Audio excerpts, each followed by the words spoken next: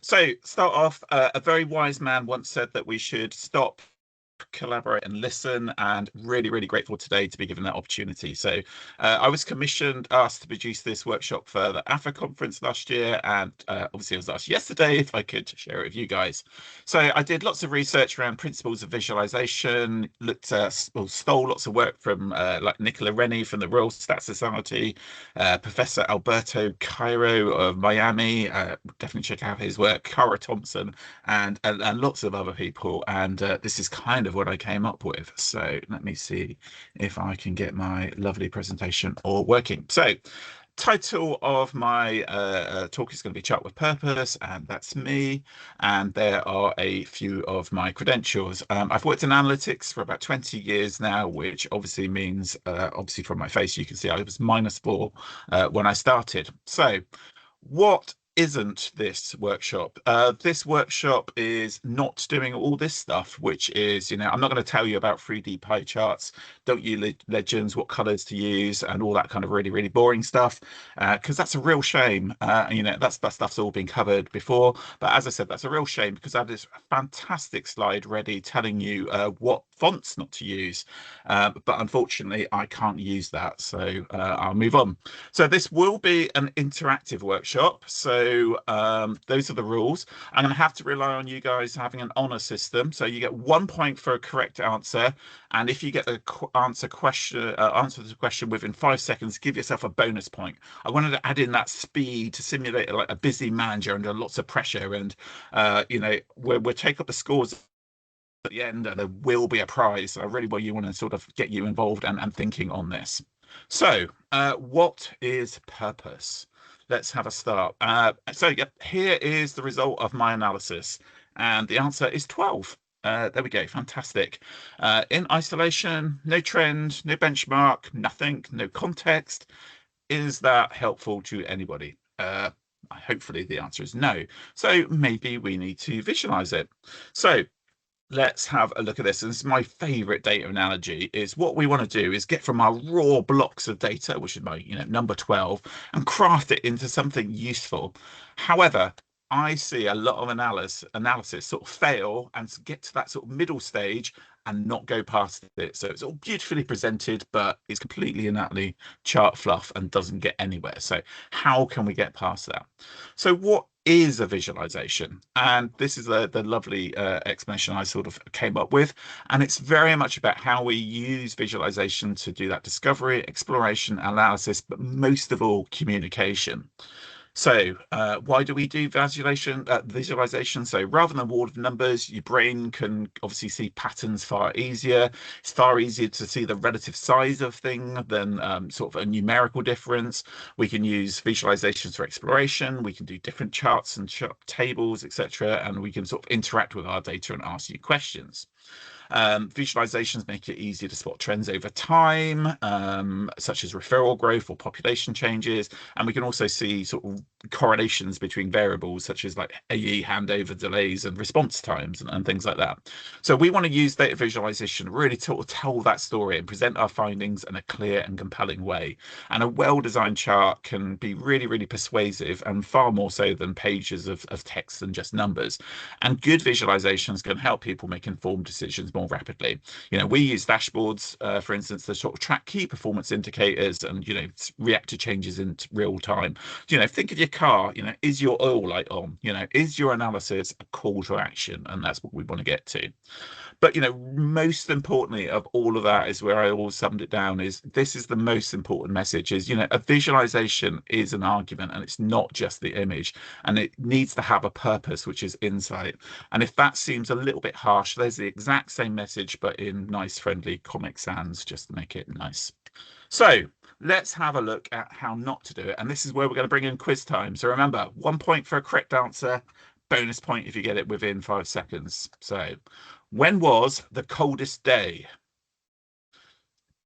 And I'll give you the lovely countdown to explore the visualization and come up with the answer, which I hope you have found. The answer was Monday.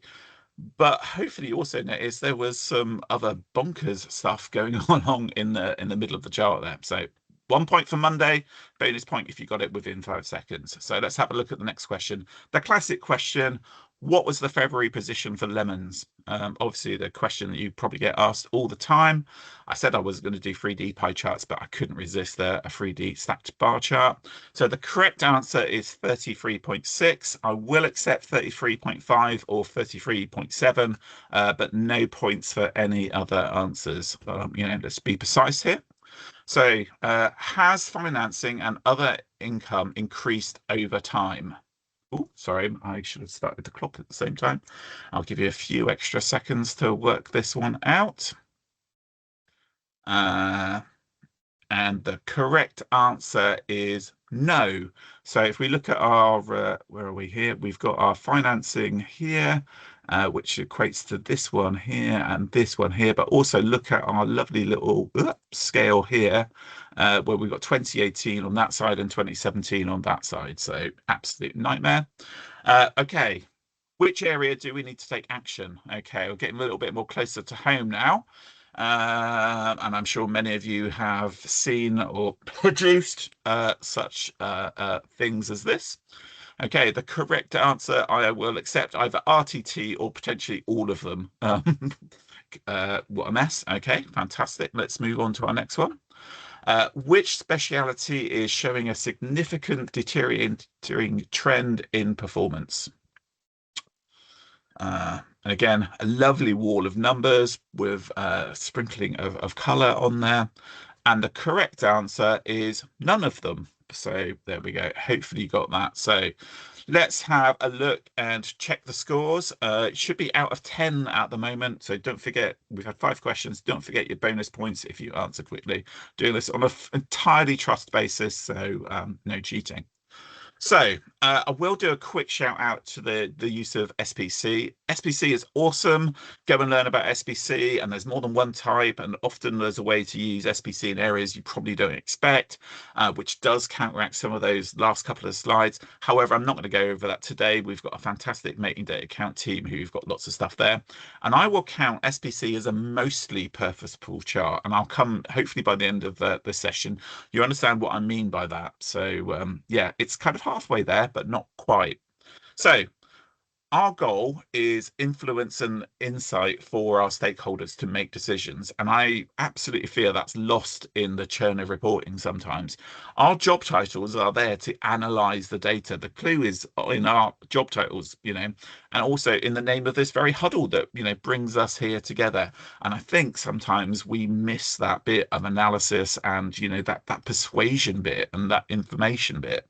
So, before you build a report visualization, really consider what it's for. Is it a performance report for activity, or is it something more complex? Is it there just to present the numbers in isolation? Or do you want to show the context of the numbers, how they compare, what's the trend, what's changed, what's the direction of travel, what areas need attention?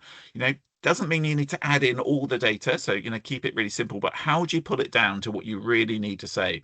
Are you asking your stakeholders to click through multiple drill downs to find that horrible finance graph which makes no sense, or are you giving a really, really clear summary and signposting? So how do you do that? So we can have some, how do we do that? Let's have a look at some simple design principles. So definitely think about that message that you want to convey rather than just churning out charts. How many times have I seen a dashboard where it's got the potential to produce hundreds of thousands of different cuts of the data for the actual main stakeholder turn around and say, yeah, that's great, but can you just snip those three and pop them into a PowerPoint? And that's all it ever gets used for. There are loads of different chart types to choose from, and that's good and bad.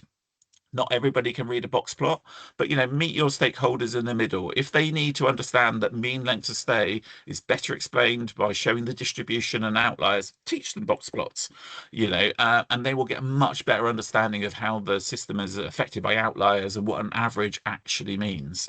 No pun intended. So start with the insight. So, before we get all into that, start with insight. We have all manner of charting tools and things available, but that's irrelevant. Think about how you start with the message that you want to convey and then build the chart. Don't build a million charts and then try to squeeze out some meaning from them. So start with that message, work with your stakeholder, find out what they need to know, what's important to them, and then what decisions they need to make. So let's have another look at how not to do it. So quiz time again, and we're going to go through some chart examples. Which ward has the highest occupancy? Uh, the old classic question, and the answer is Pikachu ward, obviously, as we can see. So pie charts get a lot of hate, but they can be a force for good when you've got a pure 2 point comparison, like that thing on the left there. The eye is really, really good at interpreting that sort of parts of the whole. However, as soon as you get into sort of 3 parts, it becomes much, much more tricky. Sure, you could directly label the numbers on there, but then you might as well just put it in a table because the visual's actually not doing anything apart from wasting space. So more than 2 categories, pies and donuts belong in the belly. Um, let's have another way of looking at it. So it's kind of better, but it's not great. We can at least see the answer. So this is that same data, but some really poor practice here, like non-zero y-axis, which may be misleading as the scale of the issue. And is the difference between Pikachu and Squirtle really, really that big? Who knows? We could look at it like this. So we're kind of getting somewhere now, a nice clear visual, some clear labels, and a scale that actually shows the relative difference, and that's exactly the same data right back to that initial pie chart. So let's look at a positive way. So let's look at how we could do it. So I'm going to change the data and I'm going to ask you to analyze it. So which wards have an occupancy of over 20%? And hopefully you can see this is a little bit more of a gold standard. The answer is Bulbasaur and Charmander ward. So we have a title that explains our analysis right off the bat and actually brings our insight to what we're saying. And then what we have there is a chart that backs up our findings from our data. So I've started with the insight and then brought the data to sort of evidence it. So let's go back to our lovely scores. You should be up to at least, well, it's out of 14 at the moment, so everybody should be at least hitting double figures by now, I'm sure. So let's look at some design principles. So clarity, use your title to introduce your insight. Don't just describe the thing that you're plotting. Use subtitles and captions for that boring stuff. So simplicity, use your chart as evidence of your insight. Use the right chart for the job, focus on the message, reduce that clutter. Purpose, chart with purpose. BI tools allow you to create millions of charts from our data, sliced this way and that. But how do I actually get to the one that has meaning and is going to drive action? And then cognitive load, and I'll come on to eye movement next. Make your dates nice and easy to read. Don't make your user sort of tip their head to read labels. Remove legends if you can. Draw the user to the insight. Don't make them do work. So here, cognitive load. Think about eye movement. So here we have an absolute classic bar chart. So where does the eye go? First of all, it has to read the title to read out what is going on here. Then the eye goes over to the blue thing and says, okay, that's blue. What's blue? Goes over to the legend, works out that's Pikachu ward. Then it goes up, okay, blue is at the top, and then has to go across to the scale and say, right, that's 22. All right, now let's go have a look at the purple one. Oh, that's Squirtle ward. Look at the top of cross there. Oh, yeah, and that's 18. And blah, blah, blah, blah, blah. In order to interpret that graph, eye is going all over the place. Compared to, this kind of graph where your eye basically starts here. It reads the title and sees that analysis or insight straight away. And the next thing it has to do is just sort of drop down, look at the data, and see it backed up. So really, really low cognitive load of, what is it we're trying to get across? And as the wonderful Carly said, the goal is to turn our information, data into information and our information into insight. And as some other numpty said, make sure your chart has a purpose. And yeah, maybe that. So again, let's have a look at how not to do it. So quiz time. Which ward has decreased most over time?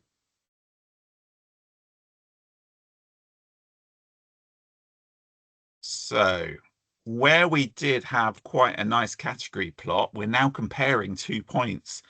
And is this plot now still fit for purpose? Which teams have gone up the most, which has gone down?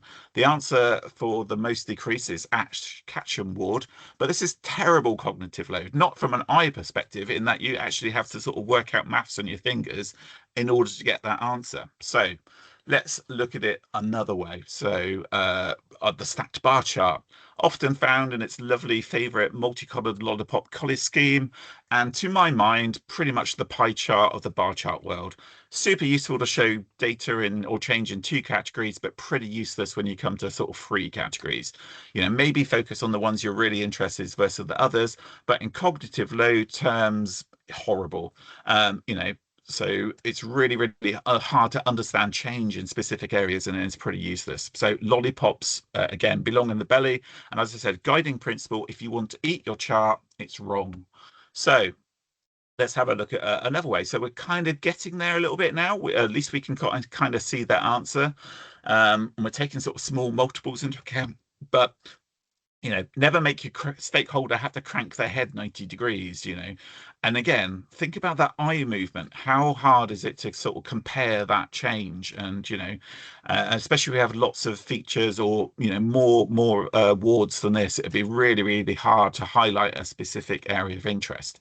So let's look at how we could do it and, look at a way of doing it. So another quiz time. Get ready for this one. Which ward has seen the largest increase?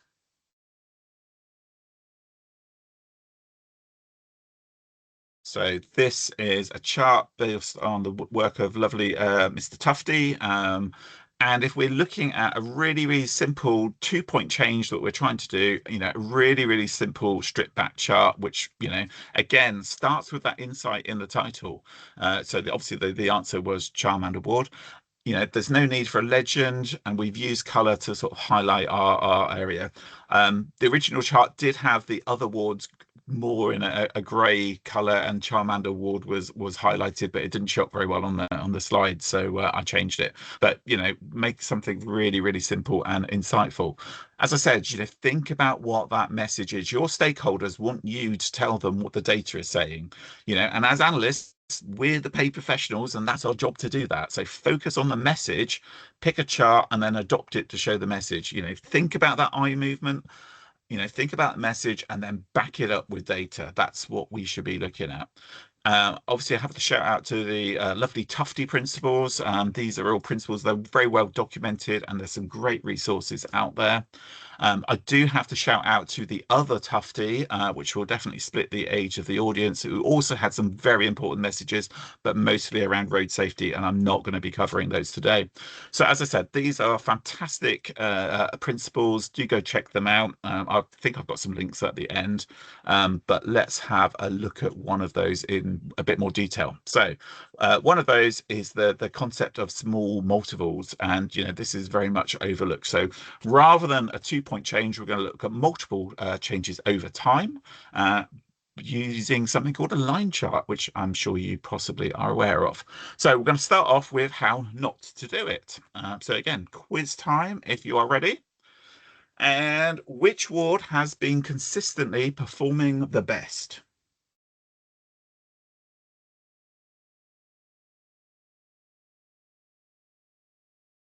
And the answer is Pikachu Ward. Hopefully we can see that what we have is spaghetti, and cognitive load wise around what message you're trying to get from that data, really, really difficult. And again, this fits into the pies, donuts, and lollipop rules of edible charts equals bad visualizations. So if you're producing spaghetti, bad visualization. So let's look at the sort of concept of small multiples. So rather than plotting each one all in together, think about, can you plot them all separately? So same data, but it's far easier here to see sort of the relative trends of each feature. This isn't a great example as it's a little bit smaller. The headings are not very nice, but at least you can kind of see what's going on. Or we can plot it all and sort of draw focus. So, if we are, interested in the highest performing, then just plot that and have the others as sort of background, as it were. Or we could also take this a step further with context and annotations. So again, Let's look at how not to do this. And we're going to look at that same data again and ask the question, which ward changed its process in October 2024? Again, you're a busy manager, you've got to be able to see this stuff and just go, we haven't got time to dwell on this. And the answer was Squirtle Ward. So let's build this same chart with purpose and give that message with some context and annotations. So let's add context and annotations. I just said that. So first of all, we draw focus and we just pull out Squirtle Ward and we can sort of see that. The others are left in there as context only. We then show where our interventions start. We absolutely then highlight our sort of pre-intervention and our improvement message, and we start spelling out that message with some highlights and labels. And then absolutely we spell out our message right on the top there to say Squirtle Ward has shown improvement since intervention. So I'm no longer just presenting the data, I'm presenting an insight which is now supported by data. So that same spaghetti chart turn from something useless to something like this, where actually we've got, you know, an actual insight presented by data. So checking your scores, out of 22 now. So let's keep going. Next question, simplicity versus clarity. Can we go too simple? And the answer is heck yes, we can. So again, let's look at how not to do it. So brains engaged. Which ward has seen the most improvement in its KPI? And what we have here is an example of the dreaded sparkline. So the correct answer is Charmander Ward, which went from 182 to 377. Tufty had lovely sparklines, which had specific rules in that you should always have your maximum and minimum and your sort of start and finish within your sparkline, and then you can actually see what's going on. For those who said Pikachu Ward from that previous sparkline, we can see it's actually changed by 0.1, so you know you were wrong. So this is like the minimal amount of data in a sparkline to actually make sense of them. However, I know the Excel, quite often Tableau and Power BI do not include this information. All you have then is essentially is a squiggly line, which is of a little value to anybody. Some numpty did try to do SPC sparklines with reasonable results. And if you want to go check that out, there's a plug there.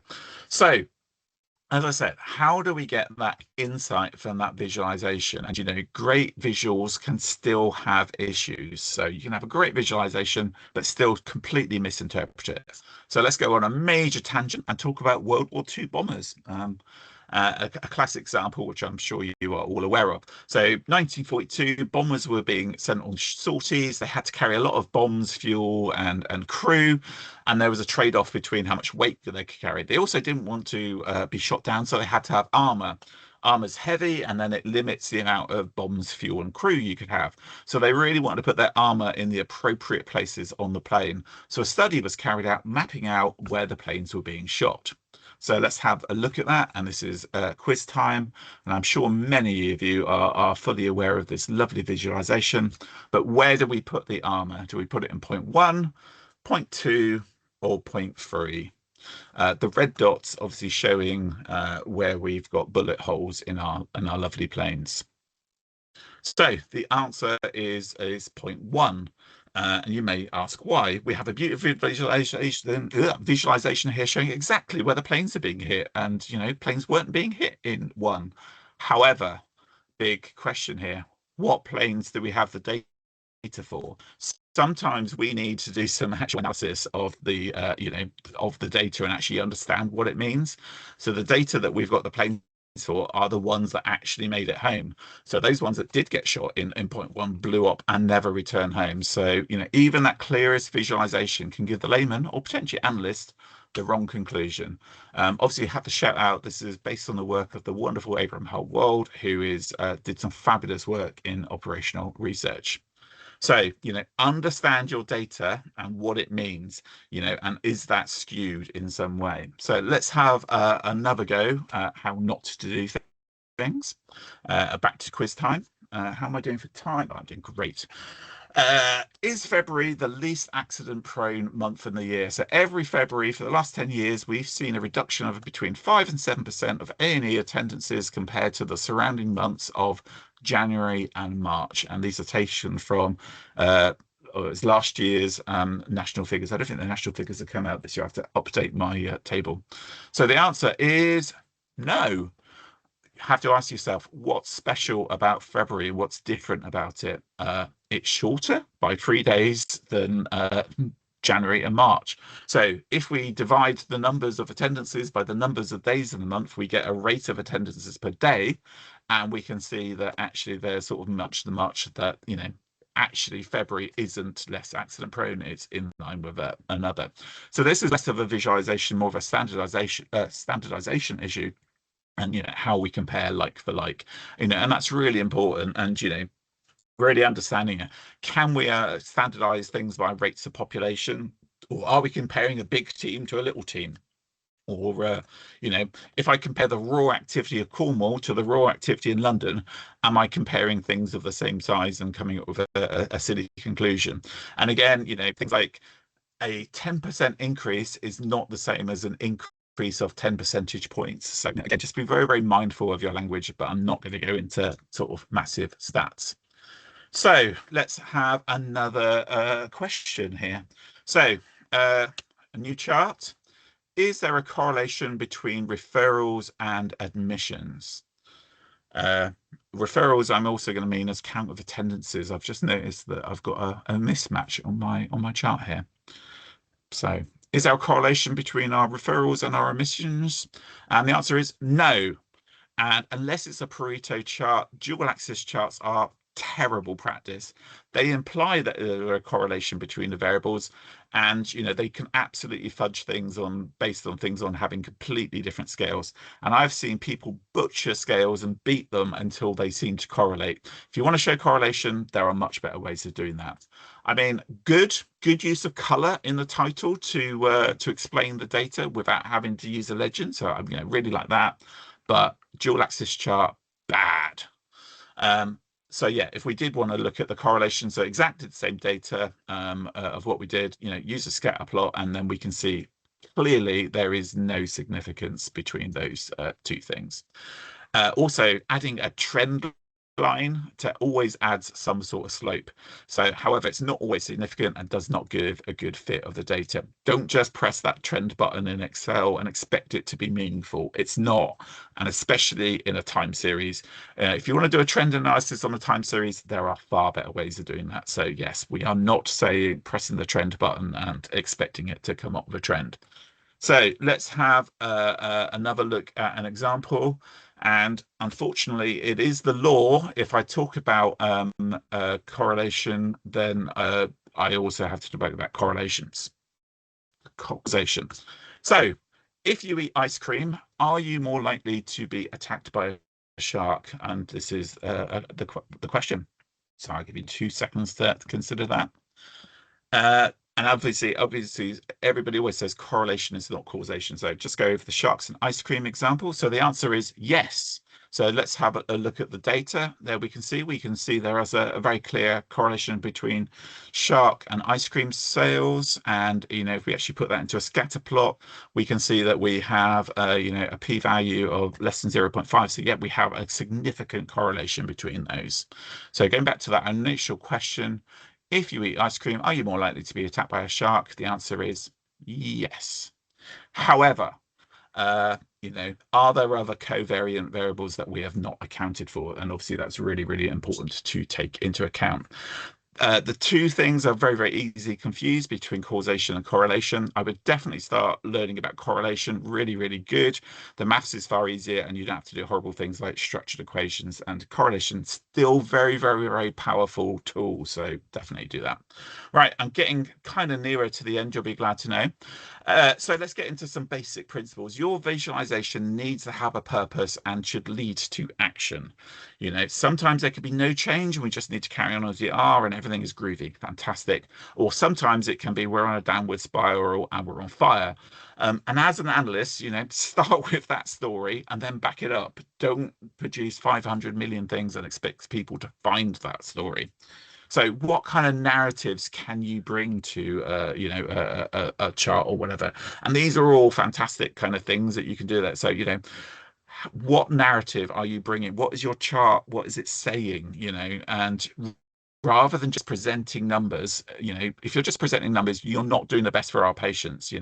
Bring some analysis and bring an insight that is going to be actionable. That's the point of our jobs.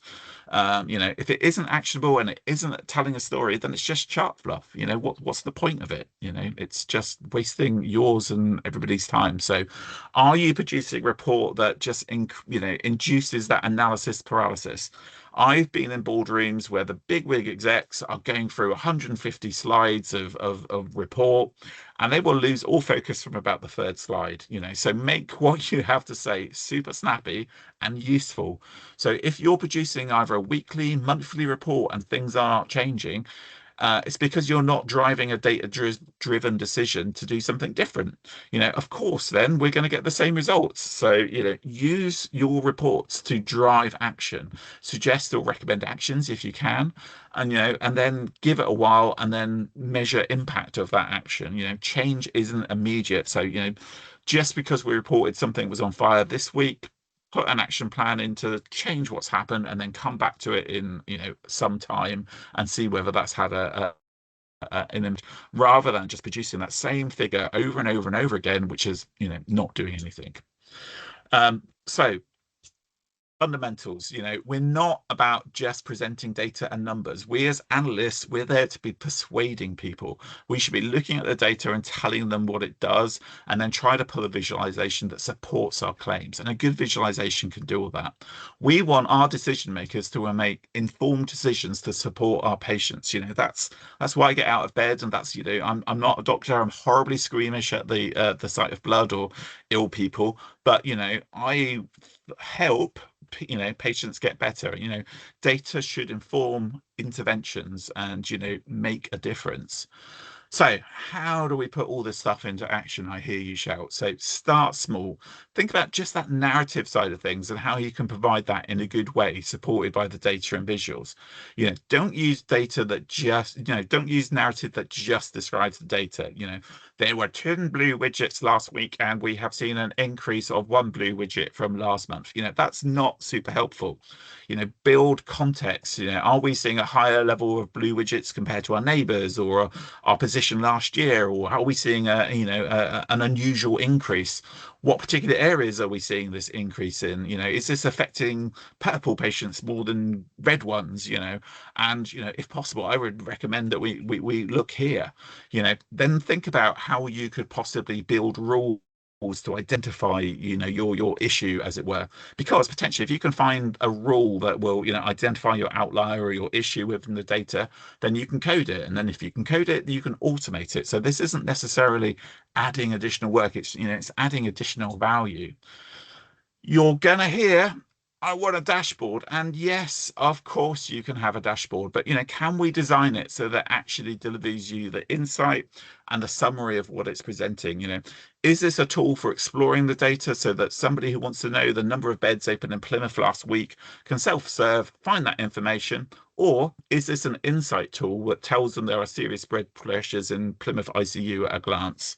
So having a dashboard where you've got to click through 100,000 different charts to find, the Plymouth ICU has got an issue, that's not insightful or useful. People are not doing that. So, how many times have we, as I said before, how many times have we seen those dashboards being built for people wanting to snip out certain bits? So a dashboard can be both exploration and insight. But quite often I see that the focus is on exploration, and then the insight has to be dug for. And that's my opinion, and I'm willing to be challenged on that. So where are we? So ask yourself all of these things. So these are all a great start to a start point to your analysis and your visualization. Just getting the data and slicing up 1,000 different charts isn't going to help anybody, and it's not going to be insightful. Actually analyze the data and bring insights to the party. Your stakeholders will love you for it if you tell them what is happening, and potentially if you give them options about what they can do. They want you to help them make that data-driven decision. Giving them data is not doing, in of itself isn't doing that. So finishing up, like I said, stakeholders want your help to make those decisions. They don't want just the numbers.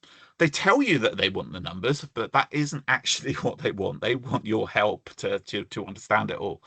Think about my poor naked number 12 right at the start of the presentation. Completely useless.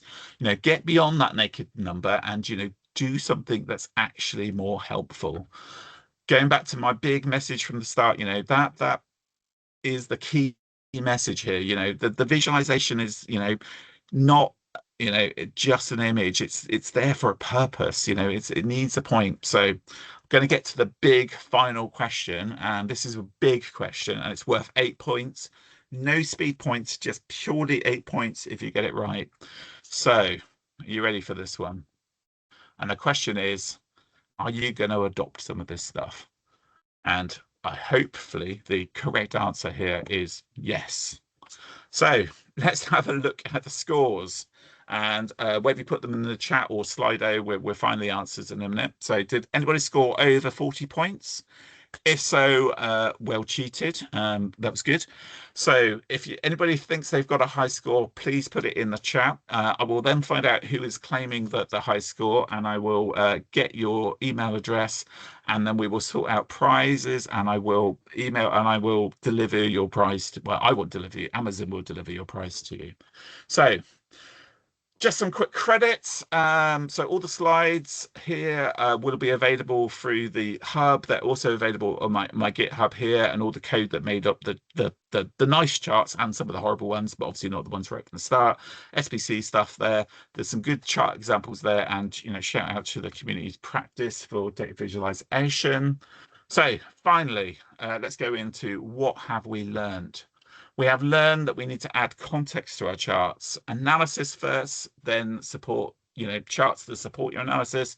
We need to bring insight and not numbers. You need to work with your stakeholders, find out what they want, what they really, really want. What levers have they got to pull? What decisions are they actually trying to make? Obviously, chart with purpose, and I guess most importantly is, be really, really mindful of sharks when you're eating ice cream. So, I think that is me done. So happy to pause for discussion there, and yeah, hit me with some questions, and let's have a bit of a discussion for 10 minutes.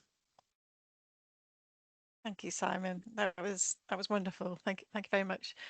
Lots of food for thought stuff. From my perspective, I know stuff I'd forgotten, and very engaging as well. What I'm going to do, instead of sharing my screen with some of the Slido questions, I'm going to pick on a couple of them and just read them out to you. Yep. If that's all right. So just sort of linking in with a slide, a couple of look how everybody loves your stuff, Simon. Isn't that great? Yeah. So thinking that wasn't the question, by the way. That was Okay. I was just interrupting my line of thought. So just thinking back a couple of slides, it's just really about that. Doing that sort of the analysis, the thinking behind the presentation, the visual, or whatever form it takes. So you know what the answer is. If you don't really, many times, if you don't really or haven't had a thought on what that answer is, how can you expect somebody else to who's not familiar with the data as familiar, how can you expect them to do it? So that's important. So it's the question I've noted here was like just thinking about the importance of the analyst decision maker relationship, and it kind of starts with getting the question right, but being able to make the results and those insights understood. So you've talked about that a lot, I think. Yeah, and I think that's really important. And sometimes it is a saying, say no to them, which is again really, really challenging when they say, especially with the I want a dashboard to do this and give me all of the numbers, and I want all of the numbers and all of the data. And it's like, do you really? Because I've seen people build the dashboard with all of the numbers, and I've seen some lovely survival analysis of clicks on a dashboard, and it's like, yeah, it's new and fresh, and we clicked it, and then like by day 3, just tumbleweeds. Nobody's touching it. So, and it really is about, sometimes it is about building something where people can find the information, But more often than not, what our stakeholders actually want is that insight, and I think that's really important. And it gets lost. And we churn out these huge packs of stuff, Yeah. and it does get lost there. Yeah, you just lose the main message. There's just Yeah, like you said during the presentation, there's just too much noise, isn't there? yeah, Um, and quite often the analysts will know the answer. They will have had that. They have the insight. So it's just a matter of making sure that they say in the right way that so it's understood. But having a good relationship with the people who are asking for the information or the data or the evidence is good as well, and having that kind of understanding between the two. yeah. We've done this is something that's been sort of highlighted and over the years as it's just so important. But we've Yeah, and I done know, a lot of people talk about, those soft skills of communications and stuff, yeah, which yeah, is, exactly. which is really important. But I think I also showing that, communication is actually within your analysis and your chart as well. I mean, I love Yeah, that. yeah, I've yeah, shown several people that lovely spaghetti chart where it starts as something really horrible, and then with about 4 steps, it actually becomes something useful. And then people are like, "Oh wow, that's really clever." And it's not that much. It's not that tricky. It's not outrageous, but yeah. actually then brings an insight. And that's that communication. So it doesn't mean that you have to be an extrovert. You can still be hiding under a rock. I always say I'm the most introverted extrovert there is, so Absolutely. I'm just reading out a couple more comments as well, and then I'm going to give up and share my screen because then I'll might let you choose what to respond to. So somebody is saying here that it was a brilliant, engaging presentation. So let's just pause there for one second, take a bow. Then they go on to say that using Power BI, it's very easy to overload one screen with lots of charts. So again, this is just more of a comment yeah, than a question. It's just what you've been saying. It's just so easy to produce stuff, yeah, isn't yeah. it? And just because it's easy to produce, it does not mean it's going to land well. Or there's going to have the right impact and your message will get across. Somebody else is also saying it's a brilliant session. Oh, this is why you said yes, wasn't it, Simon? See my I'm now ego getting bigger and realizing. bigger. Yeah, Yeah, there's a certain glow above your head here. But so this person, different question. This is a question. So in terms of chart design and getting that message across and use of color, we didn't really go yeah. into this in too much detail, but have you thought about in the work that you did in preparation for this about like color blindness? It's surprisingly Yeah. common. Have you thought about that? Yes, which is Yes. why I deliberately used awful colors for my lollipops. Just use the default ones. Obviously, do shout out there is the lovely NHS standardized colors for bits and pieces and sort of palettes. So I would definitely recommend those. And yeah, I think accessibility is becoming, strong more and more as we go through.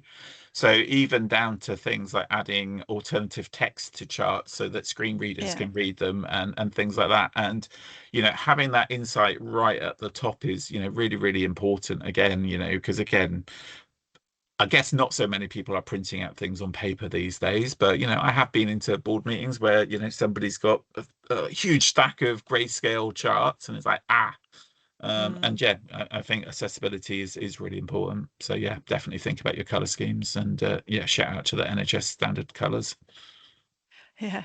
Thank you. So another person who says it was a really enjoyable presentation, and their question is, do you have any advice on challenging the norm of data overload?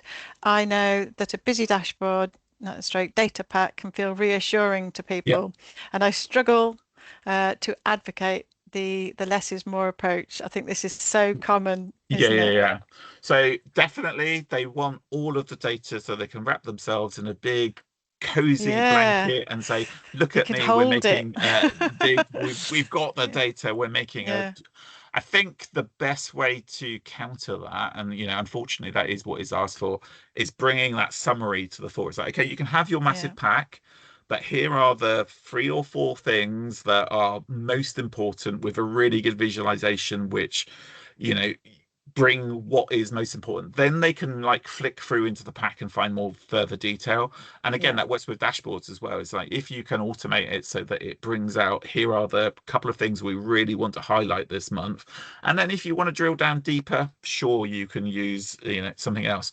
And I guarantee once you start giving them that summary stuff, they're not going to go any deeper. They're busy people, and they've Yeah. got important cakes to eat or something.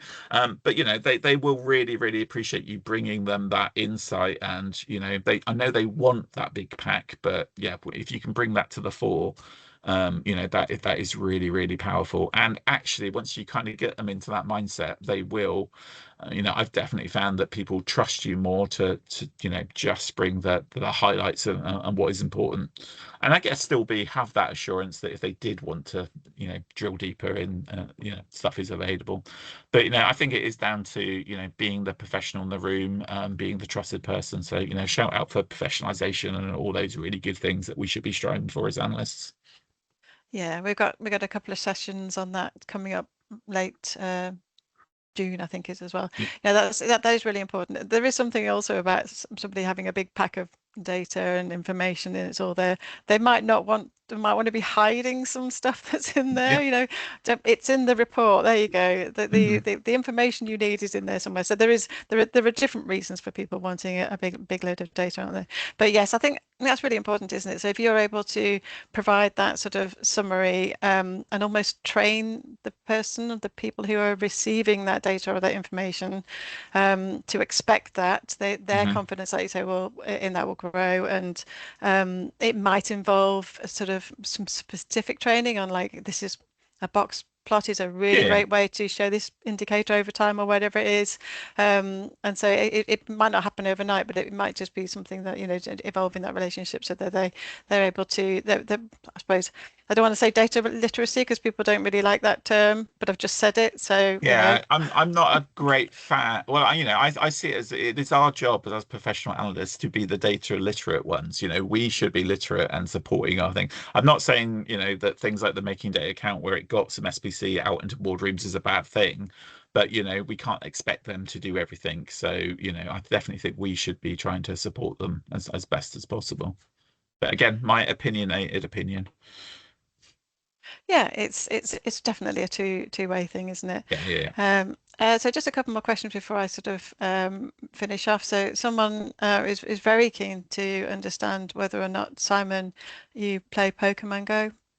yeah. A long time ago, yeah. I think I got up to about or no, third generation of Pokemon. I think I had red and blue. Was it red and blue, the first ones? I think I got to about third generation Pokemon and I've lost it. I have no idea after that. So I could probably name the first 151 Pokemon, but after that, it all gets a bit blurry. Thank you. So someone is asking whether the recording will be available, and they would like to recommend it to others. So the recording will be available, and on the usual Midlands Analyst Network website, and that'll be in the day or two. And yeah, go ahead and share it with everybody. Please do. It's free. It links. It goes to a YouTube link, so there's no sort of restrictions on it. So Simon, you can share it with all of your friends and Yeah, family. yeah. Um, right. Okay. Well, I think I was going to ask another question, but I think we've just got enough time for me to not ask that question. It's but maybe I'll share. There's just two, probably just two more. I think we've probably covered most of it in what we've talked about so far. So it's just time enough for me to say thank you again, Simon, for a brilliant session. Really enjoyed it. Everybody did as well, I think. And thank you for stepping in as well. And I think we should have you back. It's my immediate thought. So I might look three months hence after you've had a nice summer holiday, and perhaps we'll have you back again if that's the case. So thank you.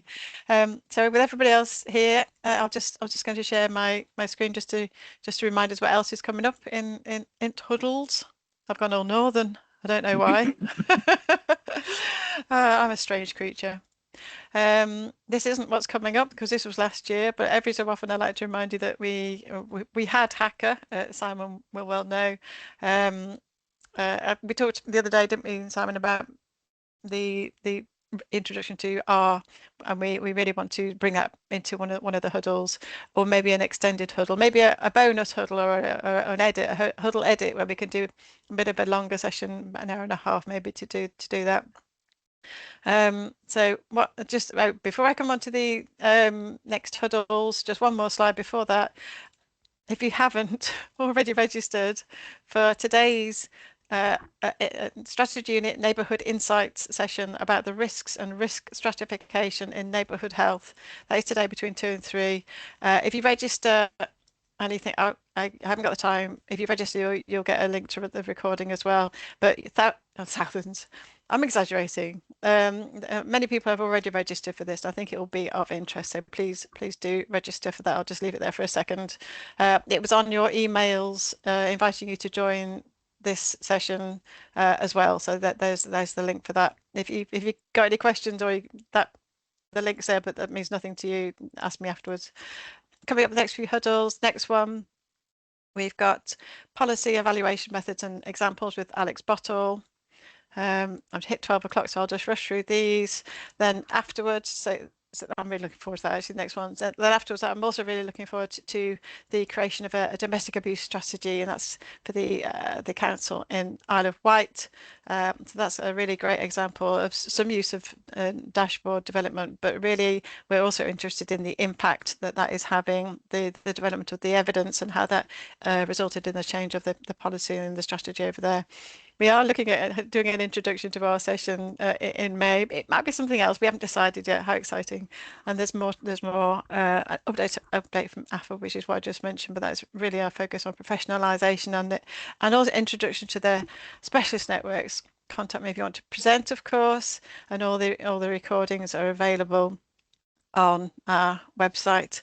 And with that, with just 60 seconds more than what it should have been, thank you again, Simon. It's really lovely to see you. I really enjoyed the session. Thank you to everyone who came and who is still here, and I'll see everybody in oh, we got it. I think that's I don't think these are questions. I think these are, because it can't be questions, because I think we got to go now. But lovely, lovely. Thank you, Simon. And I'll see you again in 2 weeks. Toodle pip. Bye Cheers bye. all.